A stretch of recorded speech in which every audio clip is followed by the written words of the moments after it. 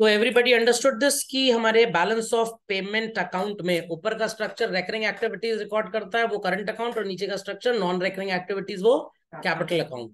तो 4 items import के और 4 आइटम्स एक्सपोर्ट के थे। एक्सपोर्ट से डॉलर आएगा, फॉरेन करेंसी आएगी, और इंपोर्ट से जाएगा। Got it clear? बट आज की तारीख में कम से कम 12, 15, 20, 18 ऑफिशियली नोटेड नेशंस ऐसी हैं जहां पे आप रुपी के टर्म्स में अपना एक्सचेंज डायरेक्टली कर सकते हैं। आप यूपीआई के बारे में जानते हैं बच्चों? What is the full form of UPI? Unified payment interface. ये है क्या एक्चुअली में सर? टेक एन एग्जाम्पल कि कोई इंसान यूएस में न्यूयॉर्क में रहता है और कोई इंसान इंडिया में न्यू दिल्ली में रह रहा है। ठीक।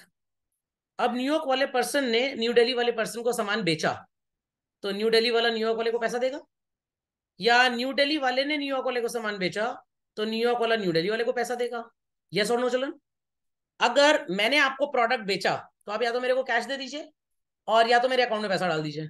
या मैंने आपको प्रोडक्ट बेचा तो सो कॉल्ड सॉरी आपने मेरे को प्रोडक्ट बेचा तो मैं आपको पैसे दूंगा या आपके अकाउंट में डाल दूं। तो हमारे आपके बीच में सेटलमेंट करने वाली बॉडी कौन सी है चिल्ड्रन? बैंक। और वर्ल्ड वाइड ऐसा ही होता है। वर्ल्ड वाइड ऐसा ही होता है।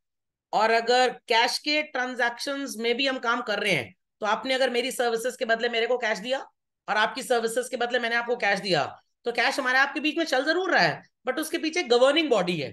सेटलमेंट बॉडी तो हम खुद हो गए क्योंकि हमने ही पैसा लिया और हमने ही पैसा दिया। Are people understanding what I said? Are people understanding what I said? तो मैंने आपको ये डिजिटल पेन बेचा 1,000 का, आपने 1,000 रुपए मेरे को 100 की 10 नोट दे दी। या मैंने आपसे 1,000 का डिजिटल पेन खरीदा तो मैंने 100 की 10 नोट आपको दे दी। तो भाई यहाँ पे सेटलमेंट पार्टी हम ही आप हैं और कोई नहीं है। बट हमारे पीछे एक रेगुलेटरी बॉडी है। And what is that regulatory body? RBI. Basically money and banking में सबने बैंकिंग पढ़ा था। बट जब हम सो कॉल्ड कैश ट्रांजैक्शंस की बजाय बैंक से ट्रांजैक्शंस करते हैं, तो सेटलमेंट पार्टी रेगुलेटरी बॉडी तो आरबीआई रहेगा, सेटलमेंट कौन करेगा?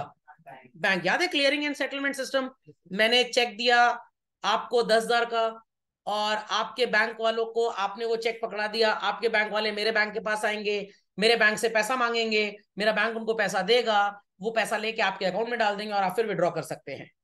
सिमिलरली आपका बैंक जहां पे अकाउंट है आपका, उसने भी किसी ऐसे को पैसा दिया होगा जिसका अकाउंट मेरे बैंक में होगा। क्लियरिंग एंड सेटलमेंट फैसिलिटी याद है ना? नहीं तो वीडियो बैंकिंग का फिर से एक बार देख लीजिएगा, क्लियर हो जाएगा। ओके। तो गवर्निंग बॉडीज आरबीआई, चाहे कैश ट्रांजैक्शन हो चाहे बैंकिंग ट्रांजैक्शन हो। और अगर बैंकिंग ट्रांजैक्शन हो तो सेटलमेंट पार्टी भी बीच में फिर चाहिए, और वो कौन है?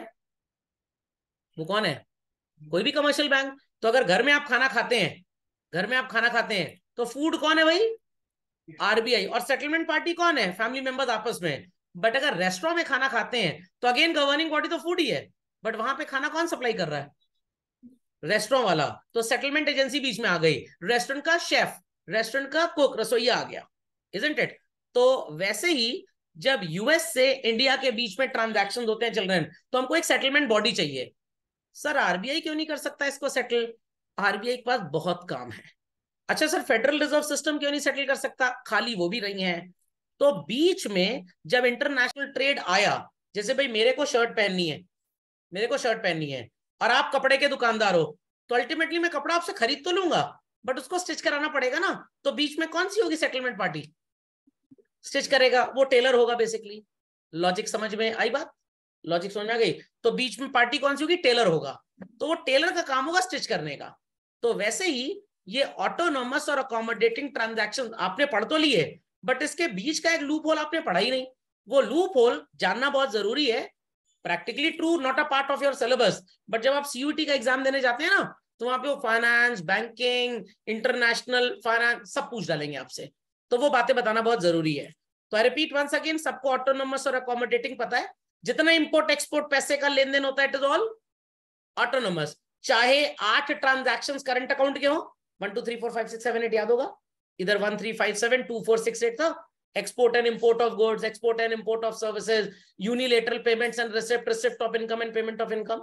या 4 ट्रांजैक्शन करंट अकाउंट के हो, लोन लिया, असेट बेची, पैसा आया, लोन वापस कर दिया, असेट खरीद ली, पैसा गया। ये सारे ट्रांजैक्शंस क्या होते हैं चिल्ड्रन? ऑटोनोमस। और finally balance of payment account का जो आंसर आएगा दैट्स अकोमोडेटिंग। या तो सरप्लस होगा तो दान दे देंगे किसी देश को, या वहां एसेट या कहीं एसेट खरीद लेंगे। शॉर्टेज होगी तो कहीं से बोरो कर लेंगे। तो ऑटोनोमस अकोमोडेटिंग में किसी को प्रॉब्लम है तो बताइए भैया, पक्का? अनन्या जी, अनुरुद्ध जी, अंकित जी, साक्षी जी, समृद्धि जी, टंडन जी, संस्कृति जी, कोई प्रॉब्लम किसी को? सबको इतना नो समझ सर। चलिए। No sir. तो यूएस में न्यूयॉर्क में आपके मौसा जी रहते हैं और इंडिया में न्यू दिल्ली में आप रहते हैं। आपने न्यूयॉर्क से सामान खरीदा, आप पैसा देंगे। मौसा जी ने आपसे सामान खरीदा, वो पैसा देंगे। तो पैसे का लेन देन इंडिया और न्यूयॉर्क के बीच में होगा। प्रॉब्लम इज दिस कि ये लेन देन कौन करवाएगा, क्योंकि यूएस का फेडरल रिजर्व सिस्टम, वहां के कमर्शियल बैंक्स को इसकी अकल नहीं है। इंडिया का आरबीआई और इंडिया के बैंक्स, इनको अकल नहीं है। अकल आ भी जाए तो इनके पास टाइम नहीं है। तो बीच में एक ऑर्गेनाइजेशन आई जो ये काम करवाती थी, और इस ऑर्गेनाइजेशन का नाम क्या हुआ? स्विफ्ट। क्या नाम हुआ? स्विफ्ट। ध्यान से सुनिएगा। X is an Indian, Y is also an Indian. X का अकाउंट एचडीएफसी में है और वाई का account State Bank of India में है। इन दोनों लोगों में इस एग्जाम्पल के कंपैरिजन में कोई सिमिलैरिटी नजर आ रही है एक्स और वाई में? ढूंढिए, नजर आ जाएगी। यहां तो कोई सिमिलैरिटी नहीं है। एक यूएस का रहने वाला, एक इंडिया का रहने वाला। यहां पे ऐसी ही एक सिमिलैरिटी है, दोनों इंडिया के रहने वाले हैं। तो इंडिया के बाहर वाली अथॉरिटी सेटल नहीं करेगी, इंडिया के अंदर वाली अथॉरिटी सेटल करेगी। और उस अथॉरिटी को पता है आप क्या बोलते हैं? आईएफएससी। आईएफएससी एक ऐसा कोड होता है जो पूरे इंडिया में एक बैंक का एक ही होगा। अगर किसी मोहल्ले में एचडीएफसी बैंक की 2 ब्रांचेस हैं चिल्ड्रन, दोनों का आईएफएससी कोड अलग अलग हो जाएगा। तो जैसे आपकी गूगल लोकेशन होती है, वैसे ही बैंकिंग के सो कॉल्ड कॉन्टेक्स्ट में ब्रांच की लोकेशन का एक कोड होता है। उस बैंकिंग कोड को आईएफएससी कोड बोलते हैं। टाइटल्ड एज, फुल फॉर्म पता है इसका? नहीं पता? आईएफएससी का फुल फॉर्म नहीं पता? अरे बड़ा सिंपल होता है भाई, गूगल करो जरा। आईएफएससी का फुल फॉर्म नहीं पता आपको? हे भगवान, ये तो बड़ी आसान सी चीज है। पिछले साल सो रहे थे लगता है फाइनेंशियल लिटरेसी क्लास में। आईएफएससी का कोड देखिए क्या है। आईएफएससी का फुल फॉर्म क्या है? सी इज बेसिकली कोड, हाँ, इंडियन फाइनेंशियल। मैंने इसलिए नहीं बोला कि कुछ लोग शायद इंटरनेशनल से कंफ्यूज होते हैं। Indian financial systems code. Code का मतलब एक नंबर होता है, जैसे मेरा जहां पे एचडीएफसी का अकाउंट है तो इनका आईएफएससी कोड ये है HDFC 09430 1 2 3 4 5 6 7 8 9। समझ में आ गया? अब ये लोग बोलते हैं ना अपना आईएफएससी कोड दे दो, गलत बोलते हैं, अपना आईएफएस दे दो। सी तो इटसेल्फ कोड ही है। आईएफएससी कोड हमारा सेंट्रल सीबीएसई बोर्ड है। अरे सेंट्रल सीबीएसई बोर्ड क्या होगा? हमारा सीबीएसई बोर्ड है या central board of secondary education? हमारा सेंट्रल सीबीएसई बोर्ड है। जमी हुई बर्फ और गीला पानी लाना, कैन इट बी जमी हुई बर्फ और गीला पानी? Nothing like that. पानी तो भाई गीला ही होगा। तो आईएफएस दे दो, बट लोकल भाषा में लोग क्या बोलते हैं? आईएफएससी कोड देना जरा। तो आईएफएससी कोड नहीं होता, इट इज आईएफएससी। बस समझ में आ गया सर, वो डेबिट में पोस्ट करेंगे। अरे ट्रैफिक पुलिस हो गए, डेबिट में पोस्ट करेंगे। समझ में आता है? Debit left side of the account होता है। तो ऐसे कुछ बैल बुद्धि लोग हैं दुनिया में, 99% इंडिया में। तो आईएफएससी आरबीआई के थ्रू एलोकेट किया गया हर ब्रांच का यूनिक कोड है। वैसे ही यूएस से इंडिया, अफ्रीका से इंडिया, जिम्बाब्वे से ऑस्ट्रेलिया के सिडनी में कहीं भी पैसे का ट्रांसफर होगा चिल्ड्रन, इंडिया में जैसे आईएफएससी चलता है ना, दूसरे देशों में इंटरनेशनली स्विफ्ट चलता है। जरा गूगल करके स्विफ्ट का फुल फॉर्म बता दो मेरे को।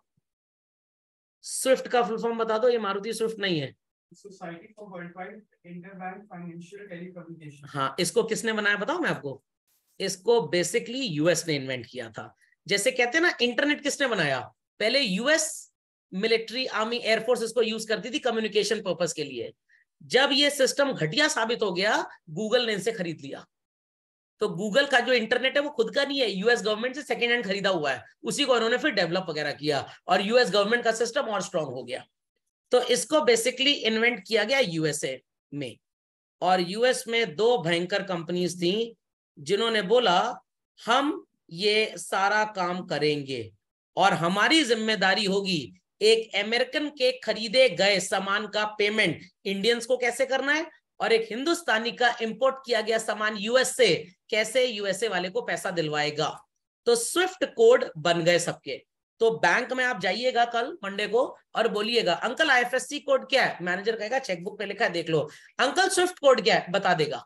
बट वो तब बता पाएगा जब उस ब्रांच में इंटरनेशनल ट्रांजैक्शंस होते होंगे, अगर नहीं होते होंगे तो वो आपको नहीं बता पाएगा। तो मेरे से कोई पूछे कि आपका मोबाइल नंबर क्या है, मैं बता दूंगा, बट अगर इंटरनेशनल कॉन्टेक्स्ट में मेरा मोबाइल नंबर पूछा जाए तो पहले मैं +91 जोड़ूंगा उसमें, भाई ये इंडिया कोड है, basically this is India code. Dubai का होगा तो +917 जुड़ जाएगा। तो दुबई में कोई किसी को +917 नहीं बोलता भाई, वो तो पता है कि भाई नेशनल है। तो इंडिया में आपसे कोई मोबाइल नंबर पूछे ना, भाई मेरा मोबाइल 63 करके है, पहले एसटीडी का जमाना चलता था, लोग 05320512 कोड बताते थे। तो जब इंटरनेशनली आप किसी को अपना मोबाइल नंबर बताते हो तो you will write first of all what +91, but India के अंदर बता रहे हो तो आप नहीं बोलते ये। तो आईएफएससी कोड तो इंडिया में हर बैंक के पास होता है, पोस्ट ऑफिस के पास भी आने वाला है, बट स्विफ्ट कोड इंडिया में उन्हीं बैंक्स के पास, फाइनेंशियल इंस्टीट्यूशंस के पास होगा who will do international transaction. तो स्विफ्ट कोड एक आपकी आइडेंटिटी है, जैसे आपका नाम होता है ना, आपका सरनेम होता है, तो घर में आप अपने नाम से जाने जाते हो, कास्टिसिज्म में आप अपने सरनेम से जाने जाते हो, गॉट इट क्लियर, और स्कूल में आप अपने एनरोलमेंट नंबर से जाने जाते हो, बोर्ड में आप अपने बोर्ड के रजिस्ट्रेशन रोल नंबर से जाने जाओगे। तो इंडिया में बैंक्स आर सिग्निफाइड और identified by there IFSC, world wide Swift code. तो वीजा और मास्टर कार्ड ने बोला कि भाई ये धंधा हम चलाएंगे, गॉट इट क्लियर। तो जब यूएस से कोई सामान इंडिया आया, इंडिया से यूएस गया, तो पूछा जाता है स्विफ्ट कोड क्या है, नहीं हमारा अकाउंट तो state Bank of India so called Lucknow की हजरतगंज ब्रांच में है, हमारा अकाउंट तो वाराणसी की एचडीएफसी बैंक गदौलिया ब्रांच में है। अरे भैया यूएस में जो बैठा उसको गदौलिया पदौलिया कुछ नहीं पता, बोर्ड वाले नहीं जानते आप कौन है, वो आपके रोल नंबर को जानते हैं बस, you are there a simple roll number, nothing else, nothing else. पोपड़े में बात गई। तो इंटरनेशनली हम स्विफ्ट कोड से आइडेंटिटी जानते हैं। तो अब इस आइडेंटिटी पे काम करने वाली 2 कंपनीज यूएस में आई और इन्होंने लेन देन स्टार्ट किया। इनका काम बहुत बढ़िया चल रहा था, इन्होंने क्रेडिट कार्ड और एटीएम कार्ड भी लोगों को देने स्टार्ट किए, बड़ा बढ़िया मस्त बिजनेस चल रहा था। और रिसेंटली मोदी जी को समझ में आ गया कि ये अमेरिका है, ये कभी भी हमको अपने सामने घुटने टेकने को बोलेगा। जब ये नालायक ऑयल खरीदने में रशिया और गल्फ से टांग फंसाते हैं अपनी, तो इंटरनेशनली भी कल को प्रॉब्लम क्रिएट करेंगे। इन्होंने पकड़ा मनमोहन सिंह जी एंड कंपनी जैसे इंटेलिजेंट लोगों को और बोला हिंदुस्तान का सेटलमेंट सिस्टम अपना होना चाहिए। जस्ट लाइक दैट कि मेरे घर में कल तक पानी सरकारी सप्लाई से आता था, जिस दिन गवर्नमेंट डिक्टेटर बन गई उस दिन मेरे घर में पानी आना बंद हो जाएगा। भाई हम पानी नहीं देंगे आपको, जाइए क्या कर लेंगे आप, हिटलर बन गए। जिस दिन गवर्नमेंट ने चार्जेस बढ़ा दिए मैं कुछ नहीं कर पाऊंगा, तो मैंने अपने घर में बोरिंग करवा ली, अब मैं गवर्नमेंट के आगे मोहताज नहीं हूं। तो मोदी जी ने बोला कि भाई कुछ ऐसा करना पड़ेगा। तो इंडिया में एक ऑर्गेनाइजेशन खुल गया, national payments corporation of India. इन्होंने सेटलमेंट का काम धाम चालू कर दिया, जो काम यूएस में वीजा और मास्टर कार्ड करते थे वही। धीरे धीरे धीरे धीरे इन्होंने इंडिया के बैंक्स को बोला कि आप हमारा रुपे कार्ड लोगों को दीजिए। बैंक्स ने बोला फायदा क्या है, 118 रुपए किराया लगेगा, वेराज वीजा और मास्टर कार्ड में किराया लगता था मिनिमम 500 रुपए प्लस 90 रुपए जीएसटी, अगर आप एक यूजुअल कस्टमर है बैंक के। तो बैंक को भी लगा भाई कस्टमर के फायदे की बात है, कहां 590 कहां 118। कोई दुकानदार अगर वीजा या मास्टर कार्ड स्वाइप करके बिजनेस करता था, वीजा और मास्टर कार्ड उसका 5% पैसा काट लेते थे। रुपए ने बोला पहले 1 साल हम कुछ नहीं काटेंगे आपका, और अगले साल हम हार्डली 2-3% पैसा काटेंगे, 2% 1% काटेंगे। दुकानदार भी बहुत खुश, दुकानदार भी बहुत खुश कि भाई मेरा 1% पैसा कटेगा, वीजा और मास्टर में 5% कटता है। तो खूब पैसा कमाया इन्होंने इंडिया में, खूब भयंकर लूटपूट मचाई। तो maximum shopkeepers, businessman, customers India में कन्वर्ट वीजा और मास्टर कार्ड से किसमें हो गए, रुपए में हो गए। रुपए ने धीरे धीरे अपना एक्सपोजर फैलाया और पिछले साल से रुपए बिकेम इंटरनेशनल। अब इन्होंने रशिया से बोला, इन्होंने गल्फ कंट्रीज से बोला, रिसेंटली सऊदी अरेबिया ने भी हमारे साथ हाथ मिला लिया कि भाई हमारे यहां से कोई इंसान अगर गल्फ कंट्री से सामान इंपोर्ट करता है तो आप इंडियन करेंसी में पैसा ले लो। कह रहे कैसे ले लें, भाई भरोसा रखिए हमारे ऊपर, हम भी अच्छे देश हैं, ग्रोइंग इकोनॉमी है, हम कोई चोर थोड़ा है। वो तो यूएस अपनी दादागिरी के सामने सबको भिखारी बनाया हुआ है। और आपकी कंट्री वाला कोई अगर इंडिया से सामान खरीदेगा हम भी आपकी करेंसी ले लेंगे। तो पहले इंडिया को दिरहम लेने में प्रॉब्लम होती थी और दुबई वालों को रुपी लेने में प्रॉब्लम होती थी। सब खुश किस में होते थे, डॉलर में। लॉजिक समझ में आ रहा है व्हाट आई मीन टू से? मेरे को नहीं पता पड़ोसी कैसा है, पड़ोसी को नहीं पता हम कैसे हैं, उनके यहाँ से हमारे यहाँ रिश्ता आया है, हमारे यहाँ से उनके यहाँ रिश्ता गया है, तो बीच में पंडित जी को इन्वॉल्व करना पड़ता है, मौलवी जी या प्रीस्ट को इन्वॉल्व करना पड़ेगा गुरुद्वारे में शादी करनी तो ज्ञानी जी, क्योंकि वो एक एजेंट की तरह काम करते, दोनों पार्टीज को जानते थे। तो पार्टी हमारी कॉन्फिडेंट होनी चाहिए। तो कॉन्फिडेंट पार्टी अभी तक कौन सी थी? स्विफ्ट, जिसके दो पंडित कौन से थे? वीजा और मास्टर। अब मोदी जी ने कहा हमारा पंडित अपना होगा, हमारा पंडित अपना होगा। तो धंधा करते थे हम और आप, पैसा कमाते थे वीजा और मास्टर कार्ड का। ऐसा किया जाए, ये नहीं चलेगा भाई। तो लोगों को समझाया भाई रुपए ने भी उतना सिस्टम डेवलप कर लिया है। इट्स जस्ट लाइक दैट कि अभी तक इंडिया में माइक्रोमैक्स कंपनी का मोबाइल एकदम घटिया था, बट अब माइक्रोमैक्स एप्पल से बढ़िया हो गया, तो कोई खरीदेगा एप्पल? सब आप माइक्रोमैक्स खरीदेंगे। तो इंडियन प्रोडक्ट्स जब तक घटिया थे, सस्ते के चक्कर में nobody used to buy them, but international quality आ गई तो हम खरीदने लग गए। तो रुपए ने धीरे धीरे धीरे धीरे पहले शॉपकीपर्स को पकड़ा, फिर कस्टमर्स को पकड़ा, धीरे धीरे इंडिया में पांव पसारे। वीजा का धंधा पानी चौपट। उन्होंने मोदी जी के खिलाफ यूएस में केस भी किया हुआ है, चल रहा है, केस रनिंग है यूएस कोर्ट्स में। यूएस कह रहा है कि हम अपनी इकोनॉमी देखेंगे, तुम्हारा धंधा देखे, बंद होती है दुकान बंद कर दो, हम मोदी जी से पंगा नहीं ले सकते भाई। काफी डिस्काउंट देते हैं, कंसेशन देते हैं हमारी कंपनीज को। एप्पल को इतना बढ़िया डिस्काउंट दिया, इंडिया इतना बड़ा बायर है, नहीं तो उनको क्या है, एक अध्यादेश पास करेंगे, कल से एप्पल का फोन नहीं बिकेगा, लगाओ सिम, सिम ब्लॉक हो जाएगा, सैमसंग ही खरीदना है बस। सैमसंग का फोन एक के साथ एक फ्री में मिल रहा है, तो एप्पल का धंधा चौपट। तो जो बिडेन साहब को लगा कि वीजा और मास्टर कार्ड बेचकर इंडिया से उतना रेवेन्यू नहीं आएगा यूएस में जितना एप्पल आईफोन बेच के आएगा, जाओ मरो तुम जाके, हमसे तुमको कोई मतलब नहीं। अब रुपए ने अपने पांव इंटरनेशनली पसार लिए और रुपए ने बोला हम भी so called unified payment interface system बना चुके हैं, हमारी टेक्नोलॉजी भी भयंकर हो चुकी है। मारुति की गाड़ी उसी समय तक बेकार थी जब तक होंडा सिटी बढ़िया थी। मारुति ने भी अपनी क्वालिटी होंडा सिटी के बराबर कर ली, एयरबैग आने लग गए, बढ़िया म्यूजिक सिस्टम, बढ़िया शॉक अब्जॉर्बर, ट्रैक्शन कंट्रोल, हिल सपोर्ट, सब कुछ आने लग गया। तो मारुति की गाड़ी की इंपॉर्टेंस भी होंडा की गाड़ी के बराबर है, तो लोग खरीदने लग गए उसको भी। तो इन्होंने यूपीआई क्रिएट किया, क्यूआर कोड, पेटीएम वगैरह वगैरह आपने देखा होगा ना, और इतना भयंकर भीम यूपीआई बनाया, गूगल का भी लिंक चलता है, सब चलता है, इतना बढ़िया प्रोग्राम है, इतना बढ़िया। ये बेचारे अपने आप को बदल नहीं पाए, ये यूपीआई पे आ नहीं पाए, phone number two phone number banking इनको नहीं अच्छी लगी। क्यों? इनकी दादागिरी किस पे थी? इनके कार्ड पे थी। ये कार्ड ही बेचते थे, ये कार्ड ही बेचते थे। रुपए ने क्या किया, हम 100 रुपए का कार्ड नहीं बेचेंगे, फ्री में यूपीआई कराएंगे। पिछले 3 साल UPI was totally free, but इस बजट में निर्मला मौसी ने बोला 2000 से ऊपर का ट्रांजैक्शन अगर होगा तो some percentage would be charge. भाई कितने दिन मोदी जी सपोर्ट करेंगे National Payment Corporation of India को? बच्चा बड़ा हो गया, खुद कमा के देगा, तब तक रुपए की आदत लग चुकी है, plus charges are very low. Visa और मास्टर कार्ड में भी चार्जेस बहुत ज्यादा है, तो दुनिया दीवानी हो गई। समझ में आया कि नहीं? तो अब इन्होंने गल्फ वालों को बोला भाई वहां से यहाँ पैसा आएगा, स्विफ्ट कोड यूज करते थे 24 घंटा लगेगा, यूपीआई में 15 मिनट के अंदर पैसे आएंगे बस। वीजा और मास्टर कार्ड 10 से 15% तक की ट्रांजैक्शन फीस लेते हैं, वीजा मास्टर कार्ड 5% लेता है, बुकी और एजेंट 10-12% लेते हैं। रुपए यूपीआई यूज करिए, स्कैन करके हार्डली 3 से 3.25% चार्जेस लगेंगे बस। इनका भी बढ़िया हो गया कि भाई चार्जेस इतने कम लग रहे हैं, कस्टमर के लिए बढ़िया हो गया, मेरे चार्जेस कम लग रहे हैं, तो they all are supporting what and children. As per the latest data, मैं एक यूट्यूब चैनल देख रहा था, लिंक शेयर करूंगा आपके साथ में, 40% दुनिया के यूपीआई ट्रांजैक्शंस इंडिया में होते हैं, पूरे दुनिया के, and India is the biggest country to hold these UPI transactions. और ये कोविड में और बढ़ गया। अब दूसरे देशों को समझ में आ रहा है कि भाई जब ये इतना अच्छा कर रहे हैं अपने साथ, तो हमारे साथ भी अच्छा करेंगे। और सब लोग अमेरिका की दादागिरी से बहुत परेशान है, गल्फ तो ज्यादा ही परेशान है। समझ में आई बात कि नहीं? तो ये जो ट्रांजैक्शंस अब हो रहे हैं, मैं आपको बार बार बोलता हूँ ना, किताब में जो पढ़ रहा है डॉलर आएगा, अब सब खत्म हो गया। तो 18 लिस्टेड नेशंस हैं जहां पे हमारा यूपीआई आज की तारीख में काम करता है। आप पूरे गल्फ में कहीं भी चले जाइए, Saudi Arabia was the last जिसके साथ अभी सौदा हुआ है, आपको हर जगह इजिली आप रुपये दीजिए, सामान खरीदिए, कोई प्रॉब्लम की बात नहीं। जैसे नेपाल में होता है, आप किसी भी कंट्री करेंसी दीजिए, you can hop on their.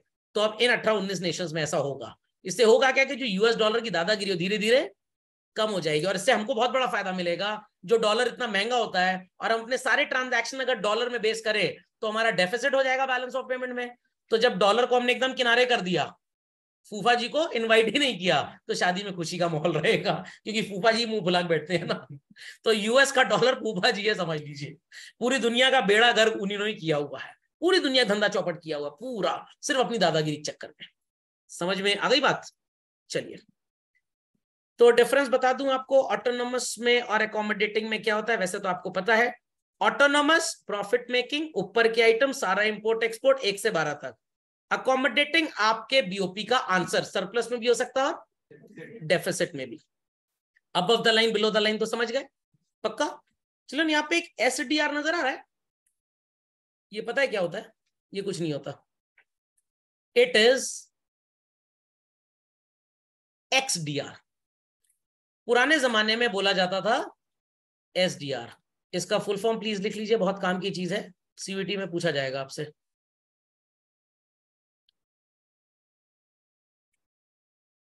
Special drawing rights. Sir होता क्या है ये चिल्ड्रन बेसिकली, जब आप अपने पापा से पैसे मांगेंगे कैश में, तो वो आपको कौन सी करेंसी देंगे? रूपी। अगर जो बिडेन के बच्चे उनसे पैसा मांगेंगे तो कौन सी करेंसी मिलेगी? डॉलर।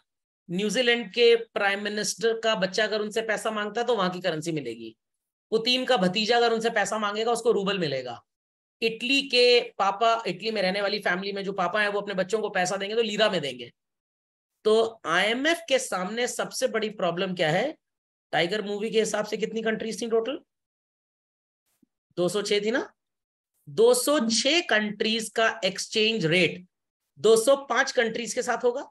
सर मतलब इंडिया का एक्सचेंज रेट दूसरी 205 कंट्रीज के साथ, यूएस का भी 205 के साथ, तो टोटल कितने एक्सचेंज रेट बनेंगे जरा ये देख लें।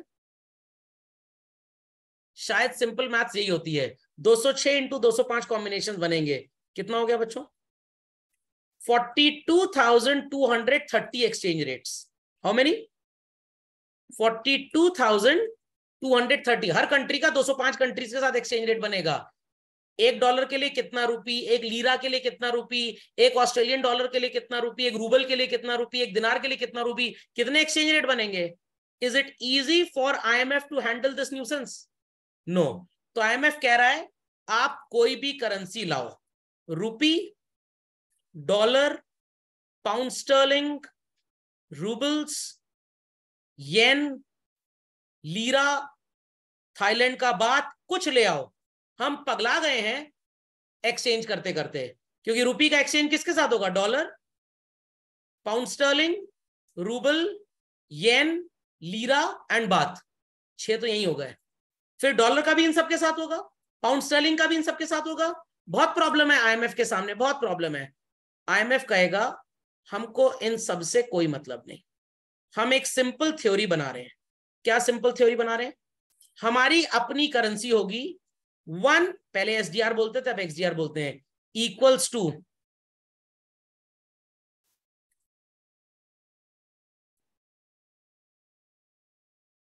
1 XDR इक्वल्स टू 0.000, ये मेरा एग्जांपल है, 265 ग्राम्स ऑफ गोल्ड। इंडिया कह रहा है आईएमएफ से प्लीज हेल्प अस, हमारी हालत खराब है, हमें 1000 करोड़ डॉलर का पैकेज दे दीजिए। 1000। इंडिया क्यों कह रहा है? इंडिया इतना मजबूर है ही नहीं। कौन कह रहा है?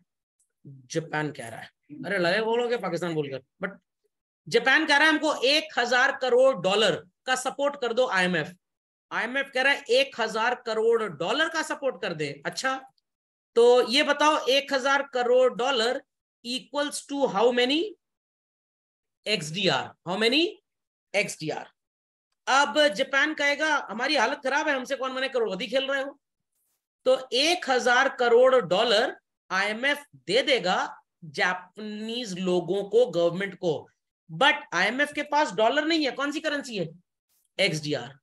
आईएमएफ क्या करेगा? आईएमएफ इस एक्सडीआर को कन्वर्ट किसमें करेगा? 1000 करोड़ डॉलर्स में। तो 1000 करोड़ डॉलर्स में कन्वर्ट करने के लिए पहले हम कन्वर्ट किसमें करेंगे? $1 में। तो पहले ये जान लें कि 1 XDR equals to how many dollars? 1 XDR equals to how many dollars? मेरी बातें समझ में आ रही है लोगों को? मेरी बातें समझ में आ रही है? पक्का, कंफर्म? फिर से सुन लीजिए चाहे तो। जापान वाले आईएमएफ से उधार मांगते हैं, कितना उधार मांगते हैं? 1000 करोड़ डॉलर। आईएमएफ कह रहा है 1000 करोड़ डॉलर चाहिए, ठीक है दे देंगे, बट पहले ये जान ले कि 1 XDR equals to how many dollars, क्योंकि जितनी भी करेंसीज हैं, रुपी को भी XDR में कन्वर्ट किया जाएगा, डॉलर को भी कन्वर्ट किया जाएगा, पाउंड स्टर्लिंग को भी कन्वर्ट किया जाएगा, रूबल को भी कन्वर्ट किया जाएगा, येन को भी कन्वर्ट किया जाएगा, लीरा को भी कन्वर्ट किया जाएगा, थाईलैंड के बात को भी कन्वर्ट किया जाएगा। All the currencies would get converted into what children? Dollar. XDR। तो आईएमएफ कहेगा क्या चाहिए हमको, ये मत बताओ, ये बताओ XDR के टर्म्स में कितना है। तो ध्यान से सुनिएगा, who wants money? Japan. How much? 1000 crore dollars. 1000 crore dollars. तो सर जापान सीधे जाके यूएस से पैसा मांग ले? नहीं, ऐसा नहीं होता। कल को अगर यूएस का पैसा फंस गया तो बीच में दिलवाएगा कौन? आईएमएफ। सेंटर पार्टी वही है हमारी। तो आईएमएफ कहेगा अच्छा वेट करो, हम 1000 करोड़ डॉलर का जरा यूएस कन्वर्जन देख लें। ध्यान से सुनिएगा बच्चों मेरी बात। $1 equals to how many XDR, पहले आपको ये पता लगाना पड़ेगा। और एक XDR की प्राइस क्या है चिल्ड्रन? 0.00265 grams of gold. मतलब किसी भी करेंसी के बदले अगर आपको एक XDR चाहिए तो कितना गोल्ड देना पड़ेगा? 0.00265 ग्राम्स ऑफ गोल्ड। ध्यान से सुनिएगा मेरी बात, बहुत ध्यान से। मैं 2 एग्जाम्पल्स यहां पे ले रहा हूं। एक एग्जाम्पल मैं ले रहा हूं इंडिया का, जो बताएगा कि रुपी के टर्म्स में इक्विवेलेंट XDR क्या है, और एक एग्जाम्पल मैं ले रहा हूं यूएस का, जो बताएगा डॉलर के टर्म्स में XDR क्या है। Ready to understand? इंडिया में इस समय बच्चों 1 ग्राम गोल्ड 6000 रुपीज का है। कितने का? 6000 रुपीज का। तो ये गोल्ड कितने का होगा? 6000 इंटू 0.0000265, ऐसे निकालेंगे ना शायद। 1 ग्राम गोल्ड अगर 6000 का है तो इतने ग्राम कितने का होगा? तो लेट्स सी कितना आएगा। 6000.000265 ग्राम्स ऑफ गोल्ड, 1.59 रुपी। तो 1 XDR इक्वल्स टू 1.59 रुपी। ₹1.5 का एक XDR है।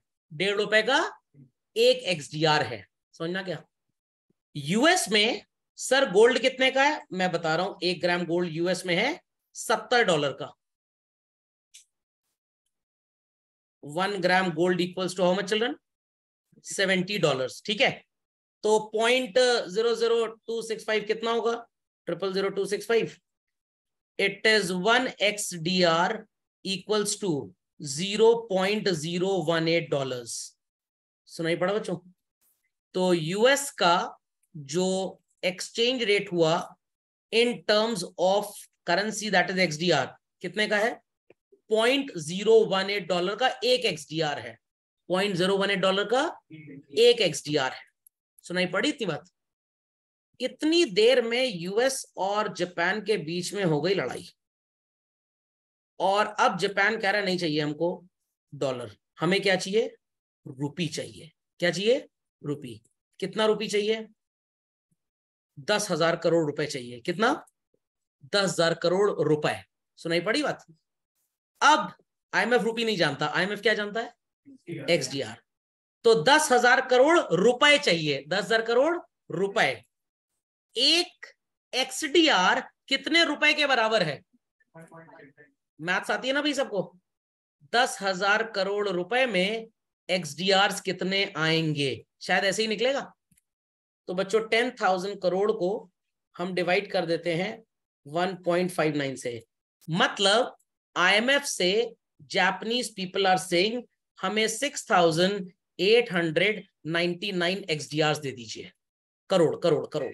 समझ में आ रही बात? समझ में आ रही बात? कितने करोड़ XDR हमको दे दीजिए? कितने करोड़? 6,279 89 करोड़ XDR दे दीजिए। आईएमएफ अपनी गुल्लक खोलेगा, 6,289 XDRs निकालेगा उस गुल्लक में से, और क्या करेगा? किसको देगा? जापान को देगा। उनको तो रुपी चाहिए। ये पैसा इंडिया आएगा, और इंडिया से 10,000 करोड़ रुपए आईएमएफ के पास जाएगा। और IMF 10,000 करोड़ रुपए किसको दे देगा? जापान को दे देगा। समझ में आई बात? समझ में आई बात? सर बीच में आप यूएस लाए थे, आपने हटा दिया यूएस को। मैंने सोचा एग्जाम्पल को थोड़ा एक्सपैंड कर दें, इसलिए उनको हटाना मजबूरी था। अब मैं यूएस घूमने जाना चाहता हूं। आरबीआई के पास लॉकर में कितना एक्सडीआर पड़ा हुआ है चिल्ड्रन? 6,289 करोड़ एक्सडीआर पड़े हुए हैं, क्योंकि बदले में 10,000 करोड़ रुपए उन्होंने वर्ल्ड बैंक को, IMF को देकर जापान को दिलवाए थे। अब मेरे जैसा इंसान यूएस जाना चाहता है। कहां जाना चाहता है? यूएस। और मैं आरबीआई से बोल रहा हूं मेरे से 2 लाख रुपए ले लो और मेरे को बदले में क्या दे दो? डॉलर। आरबीआई के पास डॉलर तो है नहीं, तो आरबीआई बच्चों डॉलर किससे मांगेगा? वर्ल्ड बैंक से मांगेगा। वर्ल्ड बैंक किससे मांगेगा? फेडरल रिजर्व सिस्टम से। तो अप्रोच याद है ना सबको? अब जो एक्सचेंज IMF का वर्ल्ड बैंक के साथ होगा वो किस करेंसी के टर्म्स में होगा? डॉलर में क्यों होगा? XDR में होगा। तो यूएस डॉलर देगा, इंडिया डॉलर आएगा, बट बीच में जो चेन होगी वो किसके थ्रू बंधी हुई है? XDR। तो मैं स्टेट बैंक ऑफ इंडिया जाऊंगा, 2 लाख रुपए दे दूंगा। State Bank of India 2 lakh रुपए किसको देगा? आरबीआई को। आरबीआई उस 2 लाख रुपए को किसमें कन्वर्ट करेगा? XDR में। कैसे कन्वर्ट करेगा? आपको आता है? आपको आता है? 2 लाख रुपीस। एक XDR कितने रुपए का है? 1.59। तो भाई 2 लाख XDR कितने रुपए के बराबर होंगे?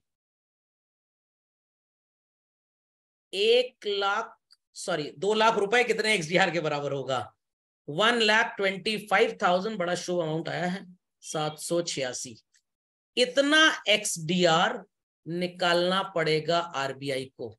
कितना XDR? सर कहां निकालूं, उन पर है इतना? अरे ये 6,289 करोड़ है और हमें तो लैक्स में चाहिए।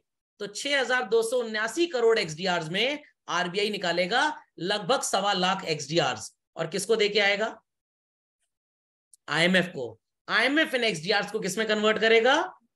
डॉलर में। समझ में आ गया? तो IMF इतने XDR लेगा और मल्टीप्लाई किससे करेगा? 0.018 से।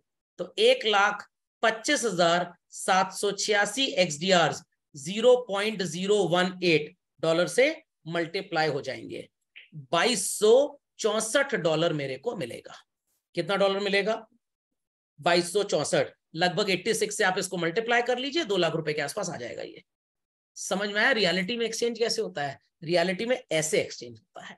ये नहीं कि हमारा डॉलर प्लेन से लद के जा रहा है यहाँ पे, या रुपी लद के जा रहा है वहां से, ऐसा कुछ नहीं होता है। तो IMF कहेगा हम तो पगला जाएंगे इतनी करेंसीज को कन्वर्ट करते करते, हमारे तो बस की बात ही नहीं है। तो इट्स जस्ट लाइक दैट कि आपको आलू खाना है, बैंगन खाना है, अनियन खाना है, टोमेटो खाना है, हल्दी चटनी है, नमक खाना है।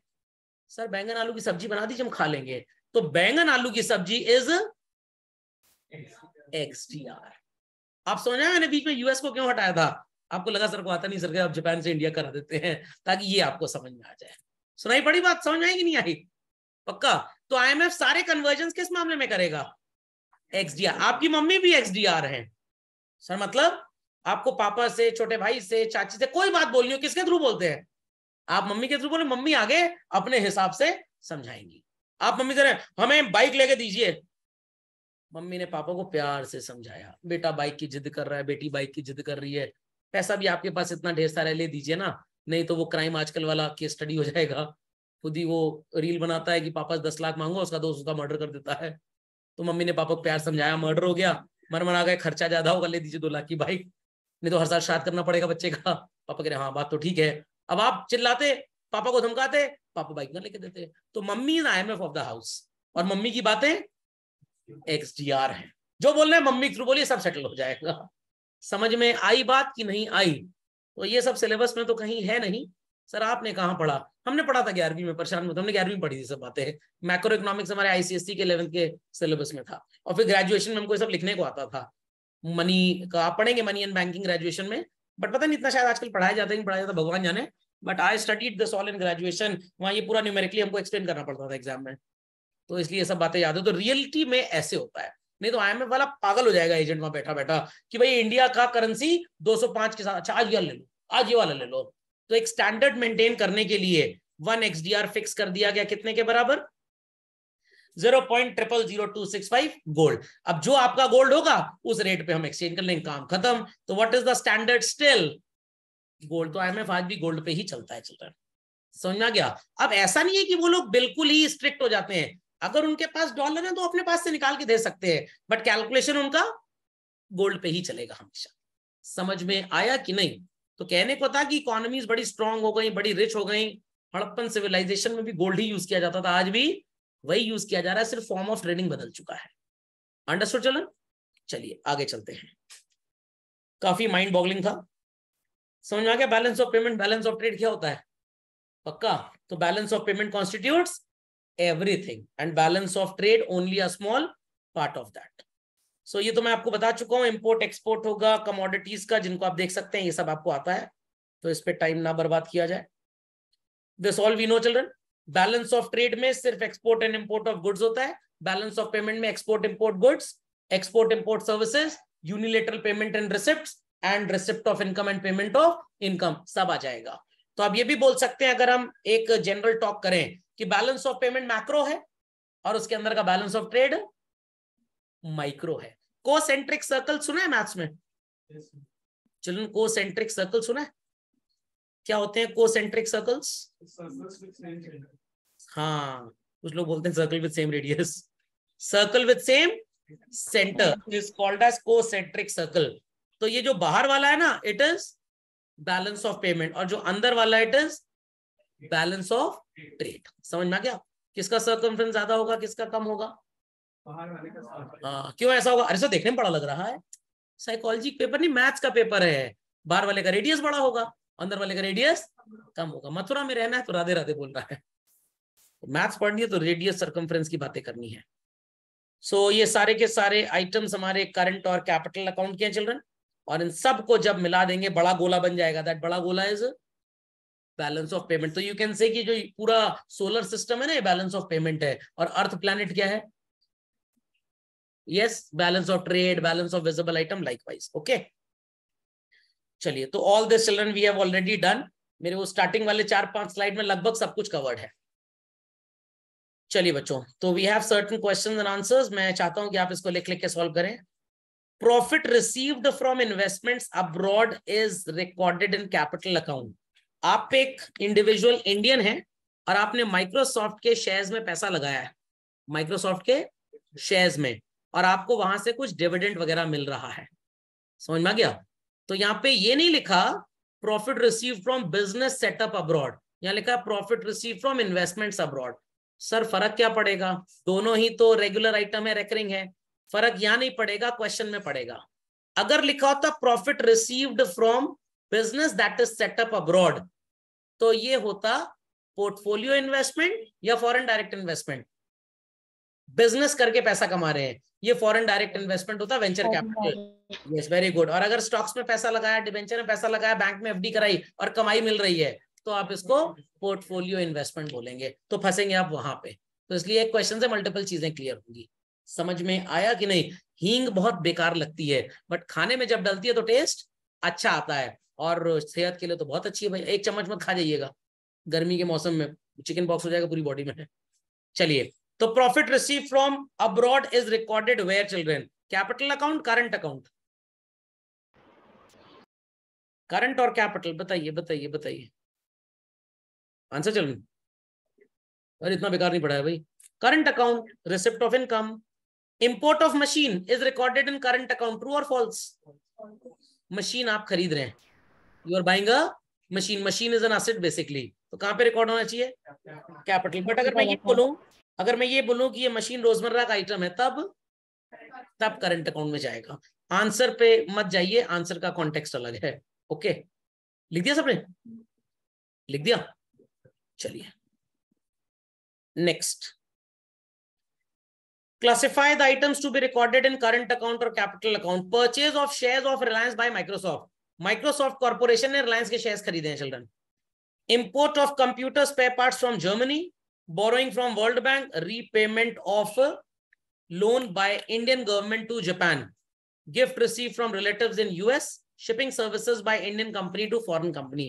प्लीज कोट देम और बताइए कौन सा करंट अकाउंट में जाएगा, कौन सा कैपिटल अकाउंट में, quickly. So when we say purchase of shares of Reliance by Microsoft Corporation, shares खरीदे हैं, गॉट इट क्लियर? क्या ऐसा कुछ लिखा है मेजॉरिटी शेयर्स खरीदने हैं, बिजनेस राइट्स आ गए वगैरह वगैरह? नहीं. तो let's keep it very simple, let's keep it very simple. Shares खरीदे हैं चिल्ड्रन, डिविडेंड की बात नहीं कर रहा हूँ, शेयर्स की बात कर रहा हूँ. क्या ये हर दिन खरीदे जाएंगे? नो. तो which type of activity? Capital account. But इससे आने वाला जो डिविडेंड होगा वो करंट अकाउंट में जाएगा. Import of computer spare parts from Germany, this will go where children? Very good. Even आपके पास भी अगर कोई लैपटॉप हो, टैबलेट हो, मोबाइल फोन हो, तो things are bought every now and then, correct? Borrowing from World Bank every day, capital account. Very good, excellent. जब लोन की borrowing so called every day नहीं होती, तो रीपेमेंट भी एवरी डे नहीं होगा सर, वो इंस्टॉलमेंट में हम देंगे. बट वो इंस्टॉलमेंट का अमाउंट तो एक बार में ही जाएगा ना. कहने का मतलब 100 करोड़ का लोन लिया आपने, आई रिपीट चिल्ड्रन, आपने 100 करोड़ का लोन लिया और 10-10 करोड़ हर साल देना है, तो एक पर्टिकुलर इंडिपेंडेंट 10 करोड़ तो एक ही बार जाएगा, फिर दूसरा इंस्टॉलमेंट, फिर तीसरा. तो कौन सा हुआ, recurring non recurring? Non recurring, capital account. But interest payment on this loan वो कहां जाएगा? वो करंट अकाउंट में जाएगा. Very good. Gift receive from relatives in America, बड़े नालायक रिश्तेदार हैं सर, कभी कभी गिफ्ट देते हैं हमको बस. अरे नहीं भाई, कैपिटल में कहाँ आएगा? Current account. Current account. आपके रिश्तेदार मान लीजिए नालायक है, मेरे रिश्तेदार नालायक है, ऐसा कुछ नालायक होते हैं. और हर इंसान का रिश्तेदार तो हर साल पैसा भेज ही रहा है ना. Shipping services by Indian company to foreign company, current account.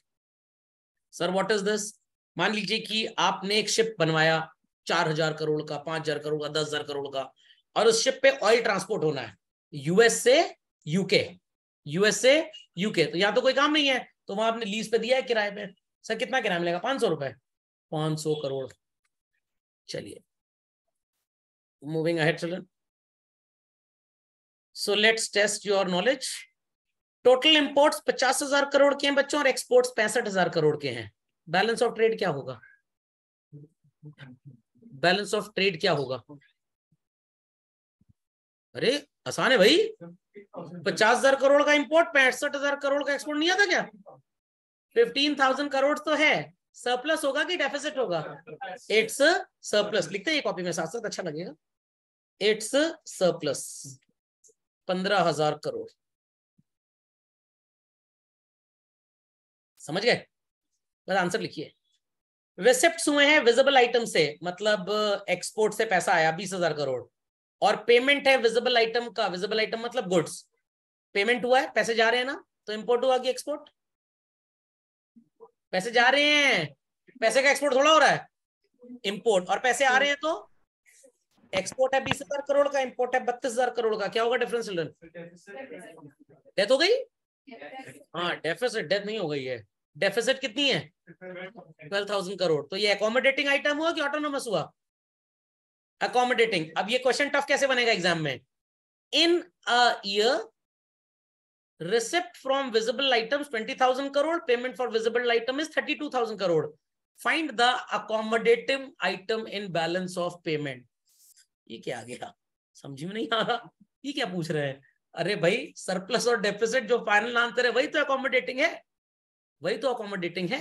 समझ में आ गया? ये ऐसे पूछने पूरा क्वेश्चन देंगे, फिर कहेंगे find out autonomous balance in the above statement. ये क्या पूछ रही है? ऑटोनोमस बैलेंस मतलब ऑटोनोमस रिसिप्ट जो एक्सचेंज आई फॉरेन एक्सचेंज, ऑटोनोमस पेमेंट जो फॉरेन एक्सचेंज गई, तो डिफरेंस वही फिर से आपसे पूछ लिया कि ऑटोनोमस बैलेंस जो बचेगा वही अकोमोडेटिंग आइटम है. तो ऑटोनोमस बैलेंस और अकोमोडेटिंग आइटम एक ही चीज है. 12,000 करोड़ का डेफिसिट है, ये ऑटोनोमस आइटम्स का बैलेंस है. अकोमोडेटिंग आइटम जब आप इस डेफिसिट को बोरो करके कवर करो. सरप्लस आया, कहीं दान दे दो, कहीं एसेट खरीद लो, तो लैंग्वेज बदल जाएगी. Got it? और बच्चा कहता है पेपर बहुत टफ आया था, नालायक ठीक से पढ़ा ही नहीं, कहेंगे पेपर बहुत टफ आया था. एक ही सवाल रहता है बस जुबान पे, पेपर बहुत टफ आया था, जुपिटर से इंपोर्ट किया गया था सर, थोड़ा सूरज चाचू जल भी गया है ये. चलिए, हाँ बहुत बच्चों को सुना मैंने, पेपर बहुत टफ था. मैंने कहा सही बात है, बहुत टफ था. सोचो कैंसर होता तो क्या होता. एक्सपोर्ट्स 10,000 करोड़ अनफेवरेबल, और मजा ले रहा है क्वेश्चन हमसे. एक्सपोर्ट्स से 10,000 करोड़ के, अनफेवरेबल बैलेंस ऑफ ट्रेड है 3,000 करोड़ का. चलिए थोड़ी सी हेल्प कर देता हूं आपको. बैलेंस ऑफ ट्रेड बच्चों अनफेवरेबल कब होगा? जब एक्सपोर्ट्स कम होंगे और इंपोर्ट्स ज्यादा होंगे। तो एक्सपोर्ट कितने दिए हुए हैं आपको? 10,000 करोड़। माइनस करेंगे कुछ एक्स आएगा, और बैलेंस ऑफ ट्रेड कितना है? 3,000 में गलती की है मैंने। क्या गलती है, पहचानिए जरा उसको।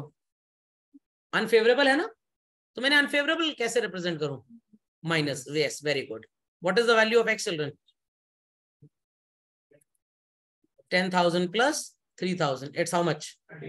13,000 करोड़। डिफिकल्ट है कोई? दो नंबर का न्यूमेरिकल इस तरह का आता है बोर्ड एग्जाम में। Got it? आ गया आंसर? Easy easy. चलिए, कोई क्वेरी है तो प्लीज पूछ लीजिए। चलिए, तो अगली क्लास में पढ़ना स्टार्ट करेंगे चिल्ड्रन। व्हाट इज, सर ये पढ़ाया तो है आपने? हाँ पढ़ाया है इनफॉर्मली, अब फॉर्मूले पढ़ाएंगे। तो डिसइक्विलिब्रियम पढ़ेंगे, फिर कैसे उसकी मरम्मत करेंगे वो, ठीक है, एक दो क्लास में ये हो जाएगा। और फिर आपको फॉरेन एक्सचेंज डिटर्मिनेशन सिखाऊंगा। सिखा तो दिया है, ग्राफ से सिखाना है। 11th क्लास में माइक्रो इकोनॉमिक्स में आपने एक वो पढ़ा था, मार्केट इक्विलिब्रियम का कॉन्सेप्ट, बस एग्जैक्टली डिटो वही अप्लाई होगा। ओके, चलिए, दैट्स ऑल फॉर